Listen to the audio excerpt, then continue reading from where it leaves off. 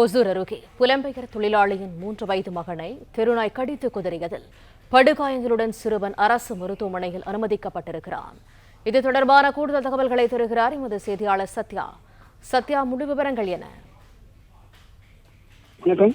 கிருஷ்ணகிரி மாவட்டம் ஓசூர் அடுத்த மாசிநாயக்கனப்பள்ளி கிராமத்தில் 3 வயது சிறுவன் ஒருவனை திருநாய் ஒன்று கடித்து குதறியதில் முகம் மற்றும் கை உள்ளிட்ட பகுதிகளில் காயங்களுடன் சிகிச்சைக்காக சிறுவன் ஓசூர் அரசு மருத்துவமனையில் அனுமதிக்கப்பட்டுள்ளார்.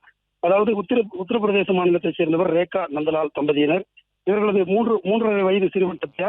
இவர்கள் மாசிநாயக்கனப்பள்ளி கிராமத்தில் ராமமூர்த்தி என்பவருக்கு சொந்தமான பசுமை குடிலில் அங்கேயே தங்கியிருந்து கூலி வேலை செய்து வருகின்றனர். இந்நிலையில் சிறுவன் நேற்று மாலை விளையாடிக் கொண்டிருந்த பொழுது அங்கிருந்த திருநாய் ஒன்று சிறுவனின் முகம், கை உள்ளிட்ட பகுதிகளில் கடித்து குதறியது.